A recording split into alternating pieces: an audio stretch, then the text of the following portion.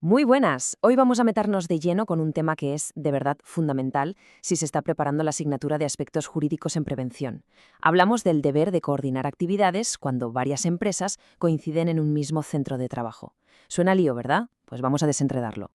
Para que nos hagamos una idea, pensemos en este escenario, que es el pan de cada día en muchísimos sectores. Una obra, 5 empresas diferentes. Una hace la cimentación, otra monta la estructura, luego vienen electricistas, fontaneros.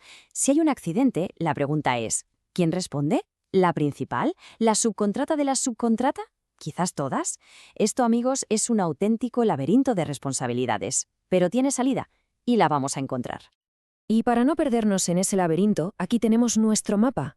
Primero vamos a entender bien por qué es tan complejo el problema. Después, descifraremos el marco legal que lo ordena todo, esa pirámide de normas. Nos detendremos en el principio clave que lo sostiene y, por último, veremos qué pasa cuando las cosas, lamentablemente, salen mal.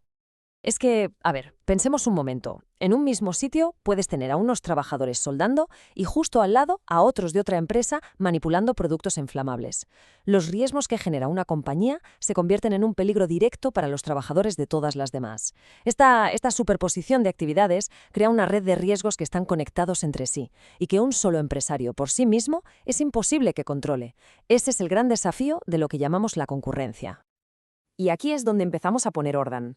Para entender bien la coordinación, primero tenemos que saber de dónde sale cada norma. Vamos a ver nuestro mapa legal que tiene forma de pirámide jerárquica. Esto es fundamental. Entender esta estructura no es solo para quedar bien, es que es el primer paso para aprobar el examen y, lo que es más importante, para aplicar la ley como es debido.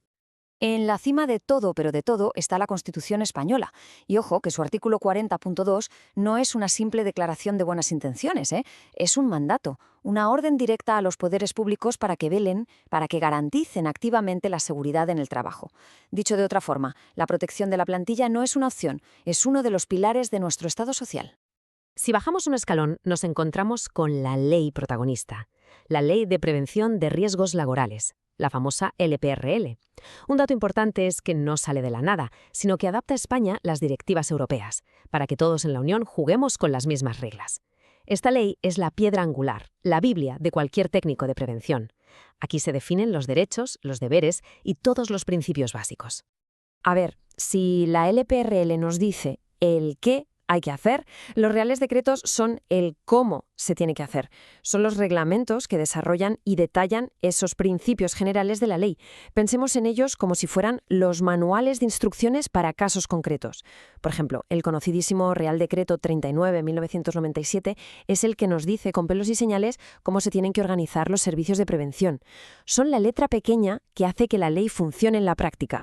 Y por último, en la base de la pirámide, ya pisando el terreno, tenemos las normas de cada sector, como los convenios colectivos. Y esto es clave, porque, vamos a ver, no tiene nada que ver prevenir riesgos en una oficina que en una mina. Los convenios adaptan la ley general a la realidad de cada trabajo y, muy a menudo, establecen requisitos de seguridad incluso más altos que los de la propia ley. El sector de la construcción es un ejemplo clarísimo de esto. Bien, ya tenemos el mapa legal claro. Ahora vamos a hacer zoom y a centrarnos en el concepto más importante de toda esta historia. Aquí está el corazón de todo. El artículo 14 de la LPRL. Esto hay que grabárselo a fuego. Establece el deber de protección. Se trata de una obligación general, absoluta, que recae sobre la figura del empresario. Y la palabra clave aquí, la que lo cambia todo, es indelegable. ¿Y eso qué significa? Pues que da igual que contrate al mejor servicio de prevención del mundo, la responsabilidad última siempre, siempre va a ser suya. No le puede pasar la patata caliente a nadie. Y esto no es una forma de hablar. Como se insiste hasta la saciedad en las tutorías de la asignatura, entender bien lo que implica este artículo es la clave de bóveda de todo el sistema. No es que sea una pregunta probable de examen, es que si se entiende este concepto, se puede entender todo lo demás. Genial. Entonces, si el empresario tiene este deber que no puede delegar, ¿cómo lo cumple nuestra obra con 5 empresas? Él no puede controlar a los trabajadores de los demás. Pues bien, aquí es donde la ley nos da la solución, la coordinación de actividades empresariales. La ley en esto es muy práctica. Se da cuenta de que un solo empresario no puede garantizar la seguridad cuando hay tantos actores implicados. Y por eso el deber de protección se transforma. Pasa de ser una obligación de uno solo a ser una responsabilidad compartida y coordinada. El artículo 24 de la LPRL y el Real Decreto que lo desarrolla son precisamente las herramientas para gestionar esta realidad tan compleja. Y esto es lo más importante de todo. La coordinación no es simplemente tener buena voluntad, para nada. Es un procedimiento que está regulado, con acciones muy concretas que se pueden exigir legalmente. Implica, como vemos aquí, intercambiar información de riesgos, crear canales de comunicación que funcionen, pactar unas reglas del juego comunes para todos y, por supuesto, poner a gente competente a vigilar que todo eso se cumple. No es una opción, es una obligación. Porque claro, si no se protege a la gente y no hay una coordinación real, las consecuencias pueden ser muy, muy serias. Y se agrupan en 3 tipos de responsabilidades legales diferentes. Si la prevención falla, entramos en el pantanoso terreno de las responsabilidades. Lo bueno de esta tabla es que deja clarísimos los 3 frentes que se le pueden abrir al empresario. Por un lado, la vía administrativa, que busca sancionar el incumplimiento con una multa. Por otro, la vía civil, que busca compensar a la víctima con una indemnización. Y la más grave, sin duda, la vía penal, que lo que busca es castigar al responsable, incluso con penas de cárcel.